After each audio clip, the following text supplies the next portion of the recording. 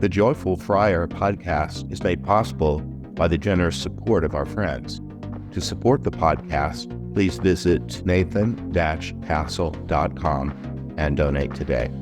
Hello and welcome to this episode of the Joyful Frier podcast. I'm Father Nathan Castle, your host. And today I'm thrilled to have with us one of the founders or bright lights in the field of near-death studies. That's Dr. Bruce Greyson. We're so grateful that you have chosen to be with us today, Dr. Greyson. Well, thank you so much, Father Nathan, for inviting me. Sure. Well, I'm going to read just a little bit of the standard intro that I think accompanies most any interview do or whatever. You're currently a professor emeritus of psychiatry and neurobehavioral sciences at the University of Virginia. And your most recent book, I think the most recent one, is After, a Doctor Explores What Near-Death Experiences Reveal About Life and Beyond.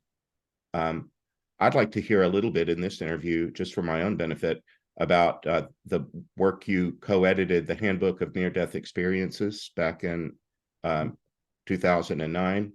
I know that you've written many journal articles, and you're not difficult to find online. Anybody that wants to know about Dr. Greyson after this little, I think of these interviews as something like an infomercial.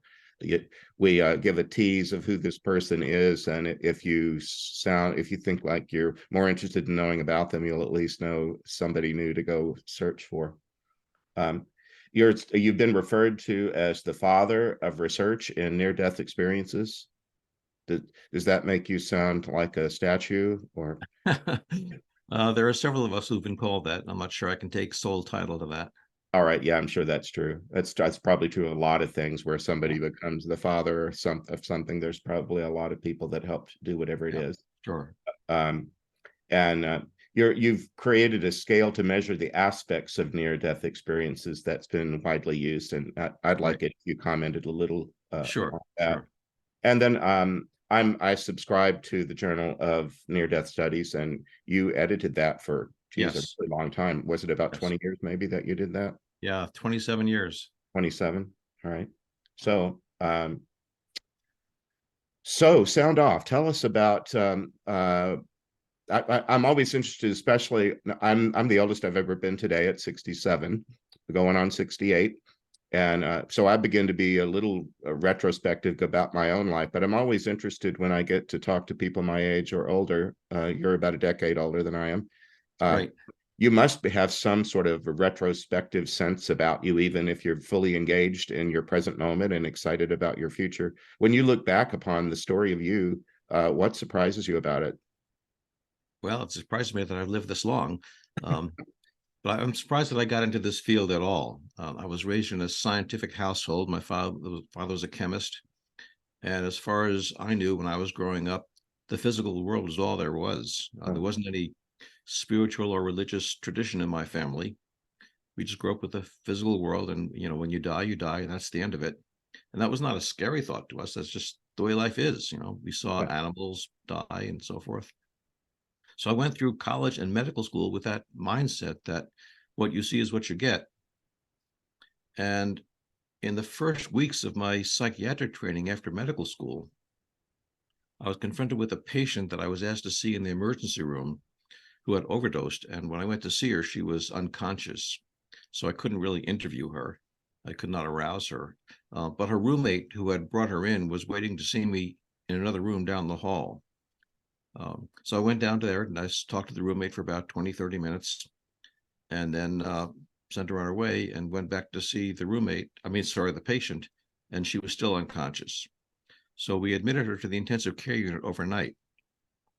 When I saw her first thing in the morning, she was barely awake. I could arouse her. And I started to introduce myself, and she stopped me and said, "I know who you are. I remember seeing you last night."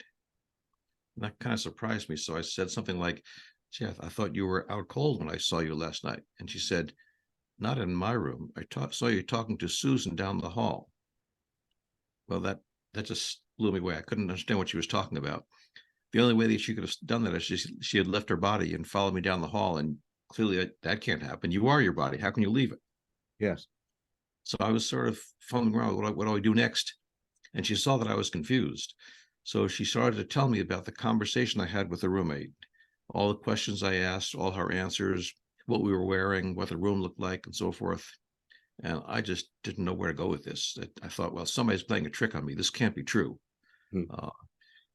But I didn't have time to deal with that. I was there to deal with her confusion, not mine. So I kind of pushed it in the back of my mind and talked with her about her suicidal thoughts and so forth. And I just sort of figured, well, someday I'll have time to think about all this stuff.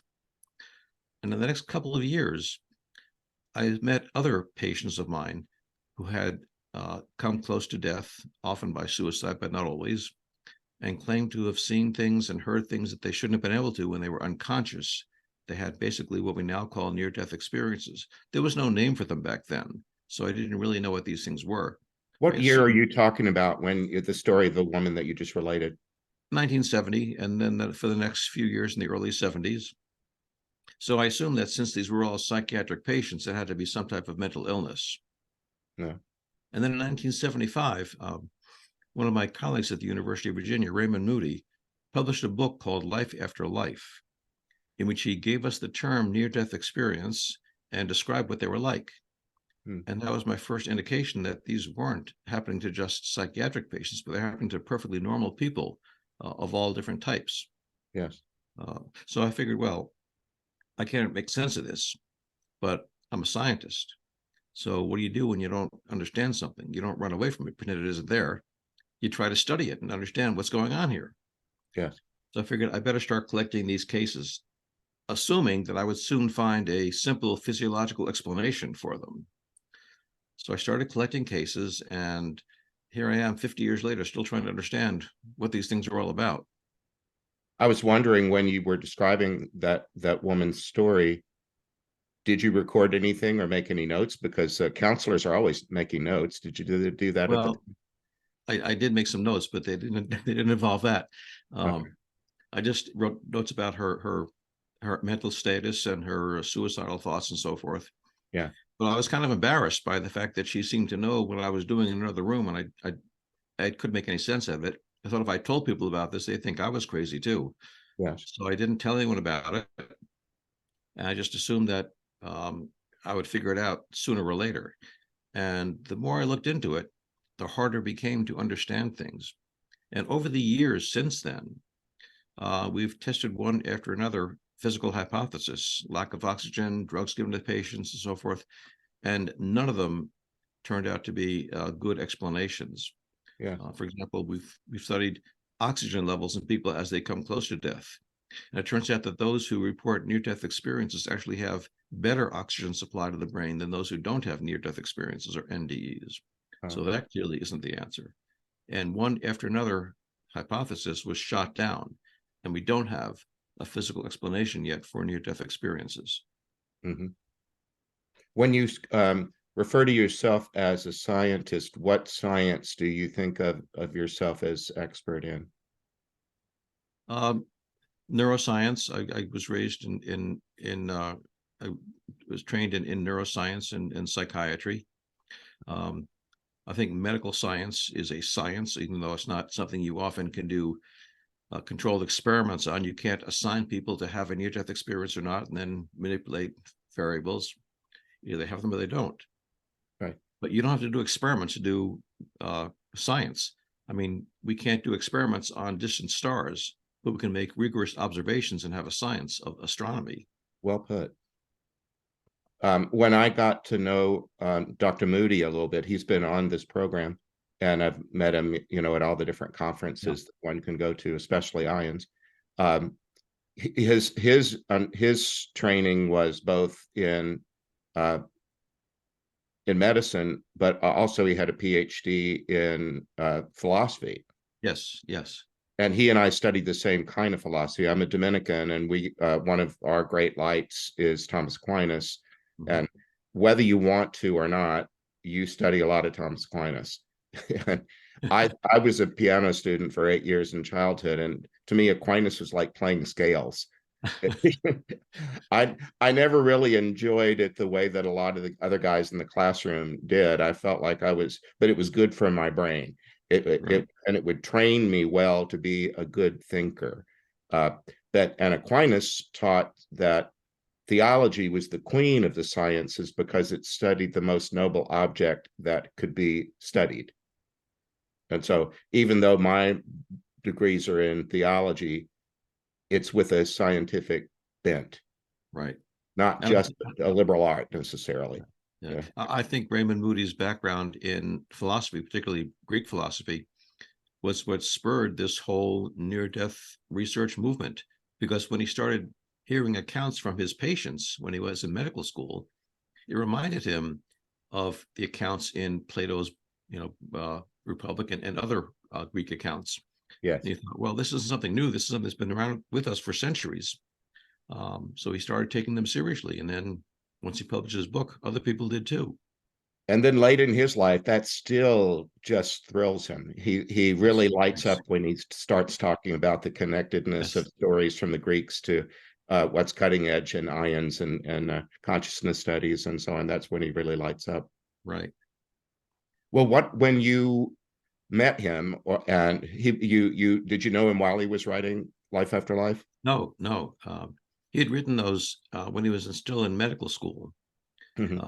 And then he came to University of Virginia to do his psychiatric training. And then the book was finally published. And was it 75, 76? I was in college, an undergraduate at the time, but I remember devouring it. Yeah, it was first published in 75 by Mockingbird Press on St. Simon's Island, Georgia, and just a few copies were published. Yeah. Then within a year, someone at Bantam read it, loved it, bought the rights, and they sold 3 million copies the first year. Yes. Well, I bought one of those. I think I shared it around too. I just found it so fascinating. Well, you noted that reading his book gave you some sort of permission to step out of the shadows or something. How would you describe that part of your life?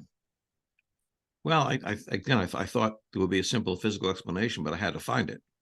So I started collecting cases and started trying to collect them from other cultures, other religions, to see what features were common, regardless of people's background.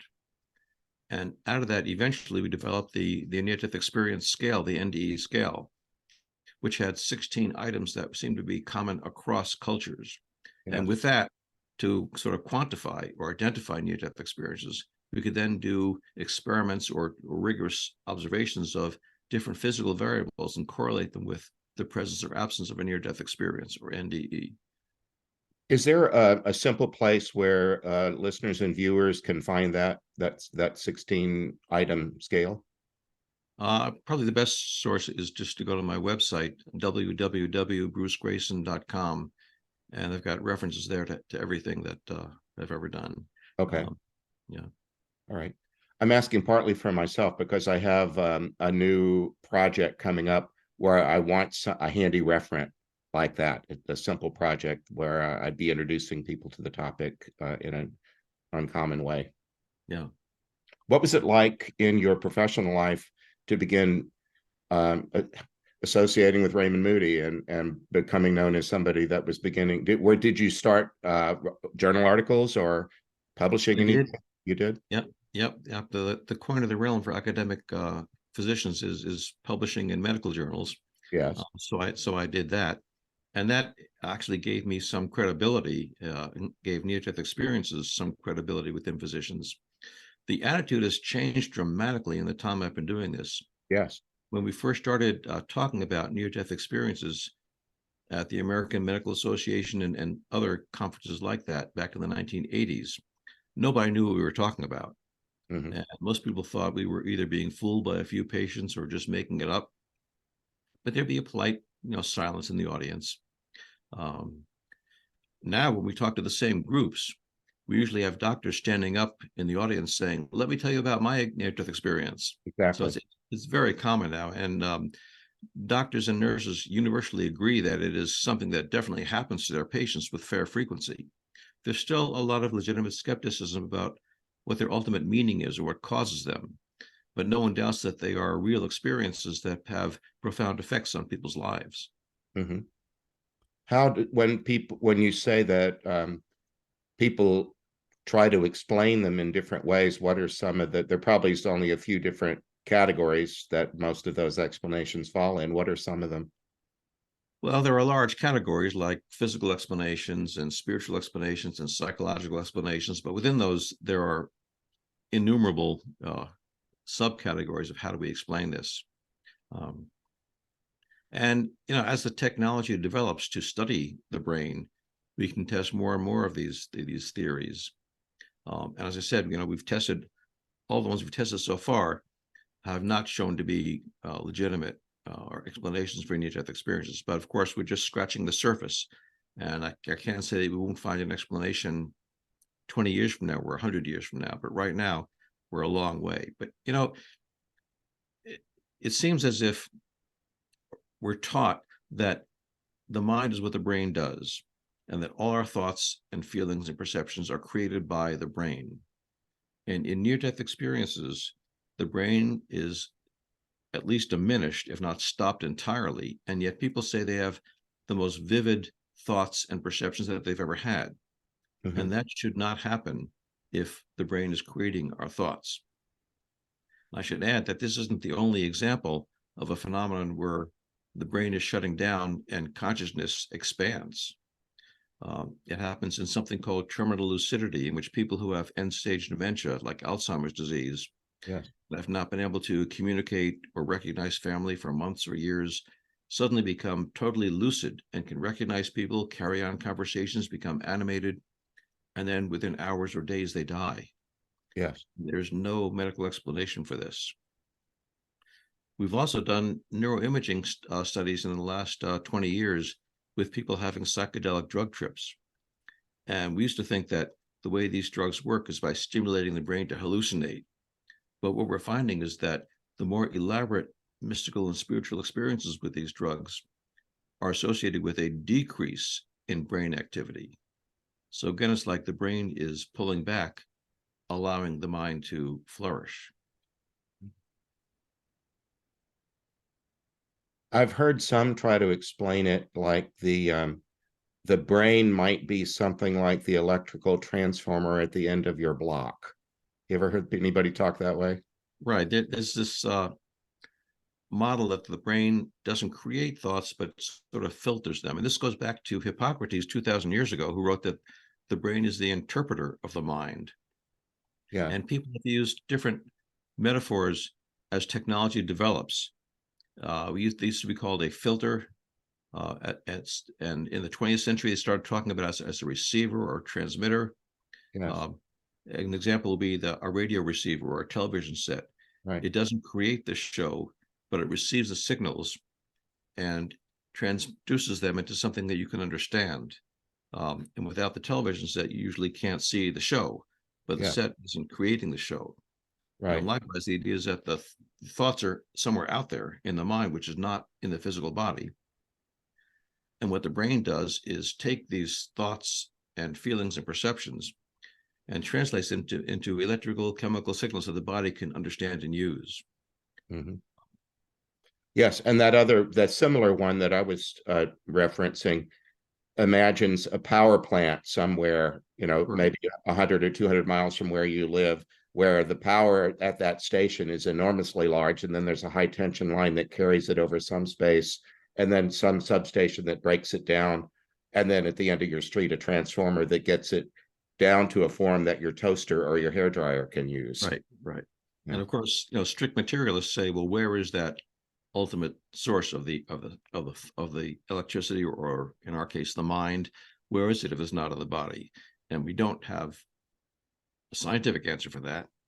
On the other hand, their explanation that the brain creates the mind is also inexplicable. We have not the slightest idea how a physical or chemical process in the brain can create a thought. No one's ever come close to having a hint of a clue of an idea of how to explain that. Mm. So either way you look at it, whether it's a part of the brain or something outside the brain, we can't fully explain it scientifically yet. Mm. What are you most excited about right now? What kind of research or work are you doing one of the things I love about a university is that you get to be emeritus, and that you're not just told to go sit down and shut up. You're probably doing something amazing. What's the amazing thing you're doing now? Well, I'm pleased to say that as I get older and towards the end of my journey here, there are a lot of younger people who are now coming to help out or replace me, and they're doing things that I would never be able to do. They have different backgrounds, different areas of expertise that I didn't have. So the field is going to really blossom in the next several decades. But I'm looking more and more at the practical applications of near-death experiences as I'm reaching sort of the end of my career and thinking, what good is all this? I mean, it's interesting intellectually, but how can we use it? And what I'm looking at mostly is, how does it affect the people who have these experiences, especially those who have difficulty coming back to a, quote, normal life after they've experienced this otherworldly environment? Yes. And what helps them accept these things, integrate them into their lives, and what doesn't help them?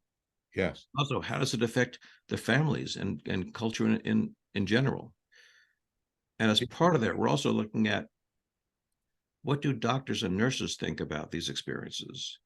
Because those are the people that usually hear them first from their patients. Yes. And do they think they're worth investigating? And if not, what are the barriers to them taking these things seriously and talking to their patients about them? Mm-hmm. I think the IANDS, the International Association for Near-Death Studies, has a convention each year, and Yes. the planners always create a theme for that particular convention. And I think not this year, but the previous one, that was the theme about the after effects or the long-term Yes. effects of having had it. Indeed, did you have a hand in choosing that theme? No. I was one of the founders of IANDS, the International Association for Near-Death Studies, but I haven't been involved in it in the leadership for quite a few years now. Well, you can take a bow. You did that for a long time. That's one of those things you can turn over to other people. Yeah. Yeah. Well, I'm I'm very interested in, as a Christian and as a minister of Jesus Christ, dead and risen. I'm interested in the number of people who are churchgoers and active in faith bodies who are not at all sold on the idea that they will really survive their death. That's a population that I'm around all the time. Yeah. That's still surprising. If they take their faith seriously, they think they wouldn't have doubts. But Well, I think it's not a matter of judging them. It's just I do a kind of, I will be in front of a church group in a few days, and not just in worship, but in a seminar style place where there's interaction and teaching and things. And I always ask them I make them do a forced choice. I say, let's pretend we're in kindergarten. We're all going to put our heads on the desk. And you're only going to raise your hand once when I call the right number. But on a scale of 10 to 1, 10 being very strong, 1 being not very strong, where do you land on the question of, will you be you after you die? And then, Bruce, they fight me.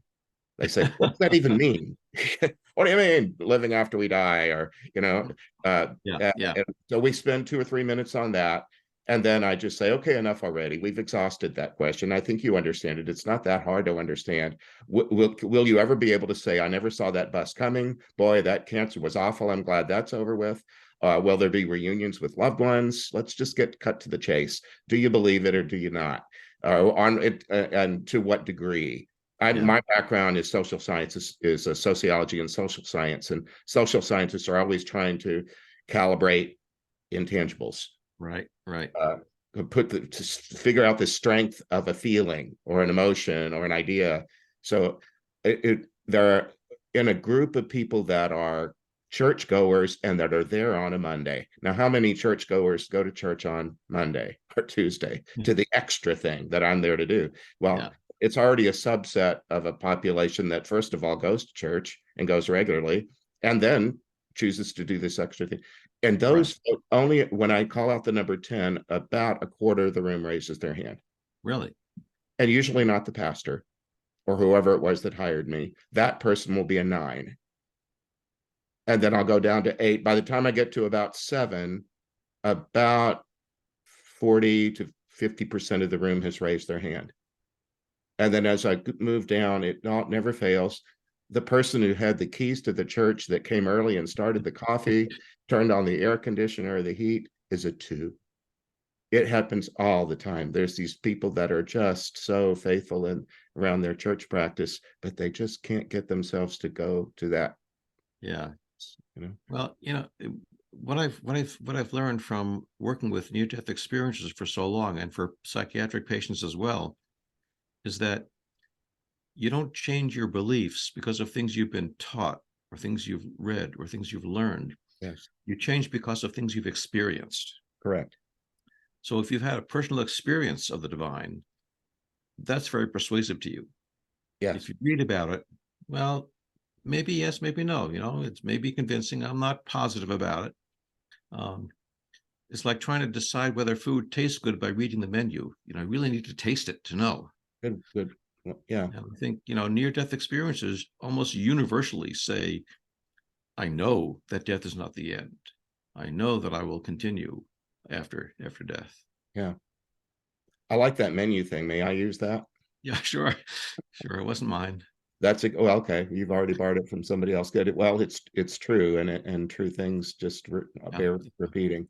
Yeah, it's right. It's one of the things I've enjoyed most in my life. I've been a campus minister much of my career, and I used to lead the our Catholic Campus Ministry Association nationally. And when we do like exit interviews of students that were active in campus ministry during at least their undergraduate years, they very often say service projects that are experiential, and retreats that are experiential were the most important formative things along the way.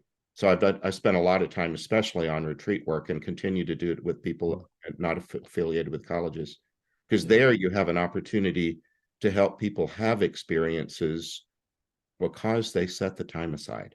Yeah. I believe the divine is ready to engage anyone who is not scrolling on their phone or whatever. Anybody that will set a little time aside. I believe the divine, however you understand it, will find a way in. Yeah.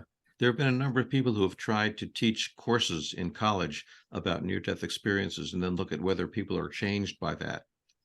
And the most successful one was one put on by the late Chuck Flynn at Miami University of Ohio, in which he had as part of his course a requirement that the students go out into the street and find someone they did not know and do some unexpected good deed for them and help someone out who seemed to be in trouble that they didn't know at all. And he found that people who actually engaged in that process were changed a lot more by the course than those who didn't do that. Oh. Even though it didn't have to do with near death? It had to do just with unconditional love, taking care of someone that you didn't have a responsibility for. Uh-huh. And in fact, many near-death experiencers come back saying that in their NDE, they experience themselves as being part of something that everyone is a part of, and that we're all interconnected. Yes. They talk about like being a wave in the ocean being the divine, and you're part of it. You're composed of the same material the ocean is, but for a time being here, you got a separate structure as the wave. And you know that someday you're going to melt back into the ocean and not be a discrete wave anymore. For the time being, you are, but you're composed of the same thing. And they come back from the near-death experience realizing that they're the same as everybody else. And they're interconnected with everybody else. So that when you are nice to someone, if you help someone out, you're helping yourself as well. And if you hurt someone, you're hurting someone else as well, which of course is what we call the golden rule, which is part of every religion we have. Of course. But for the near-death experience, there's not just a rule you're supposed to follow. They have experienced it as a law of the universe. This is the way it works. This is the way it is. And you can't avoid it.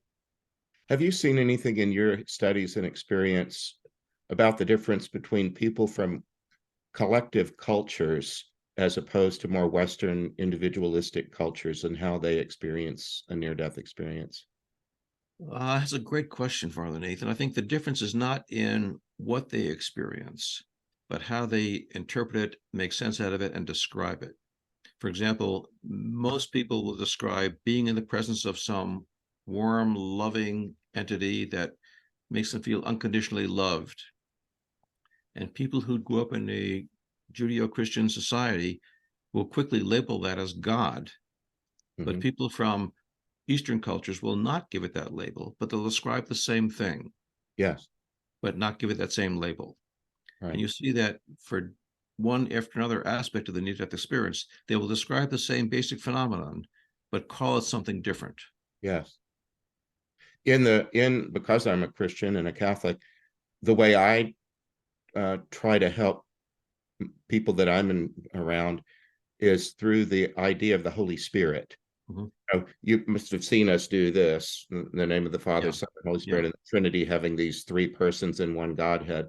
But the one that most people, it's another forced choice thing. I'll ask people, when you compose a prayer, who are you talking to?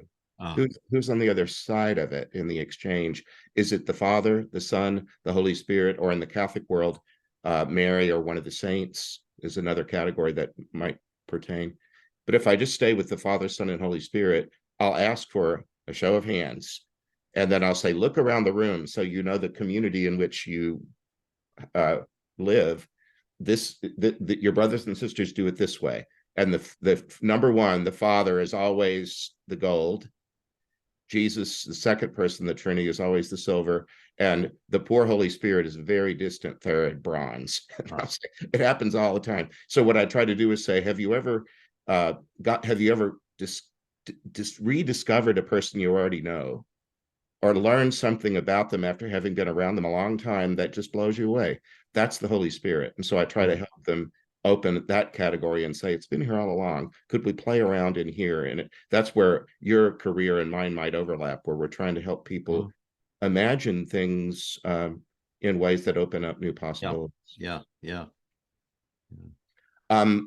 I chose to do this podcast, we had a little team helping me, and we chose this name, the Joyful Frier. I'm a Dominican. St. Dominic was our founder, and that was his nickname. He never called himself that, but other people called him that. And when I was looking at the bewildering number of religious orders there are in different ways to be in Catholic ministry, when I learned that he was the Joyful Frier, I stopped looking. I just said, I don't want to be any of these crown of thorns ones or drops of blood and crucifixes and stuff. Not that I don't love those aspects of the faith, but I just didn't want to make an identity out of sorrow. And so I thought I'd rather go towards joy. So my brand has kind of become joy. So would you share with our listeners and viewers what has given you joy over the course of your career, and what's giving you joy in your current moment?